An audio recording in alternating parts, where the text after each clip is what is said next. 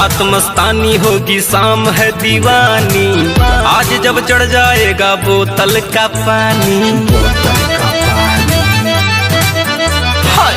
रात मस्तानी होगी शाम है दीवानी, आज जब चढ़ जाएगा बोतल का पानी।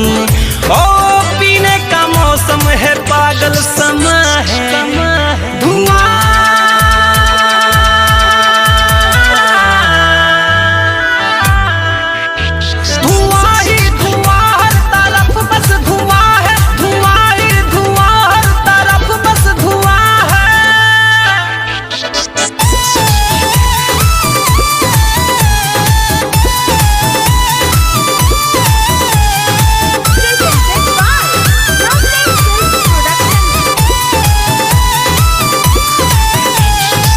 पीने के बाद यारो लगता है ऐसे, बोतल भी नाचे हीरोइन के जैसे।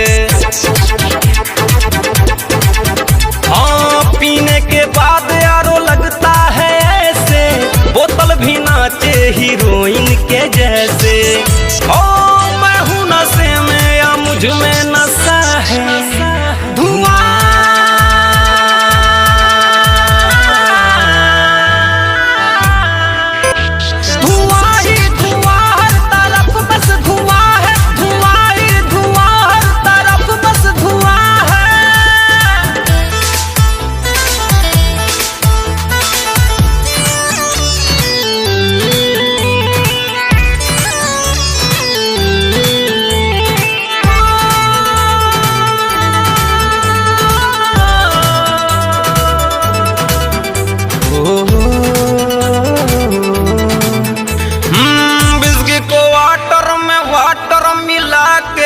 पीना है आज सारे गम को भुला के।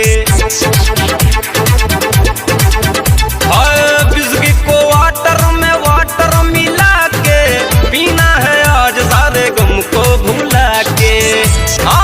रोको ना आज ये दीवाना बना है, धुआं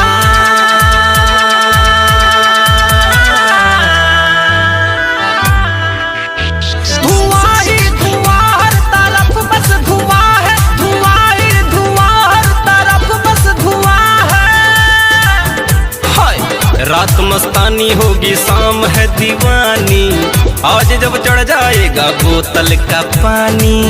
ओ पीने का मौसम है पागल समा है, धुआं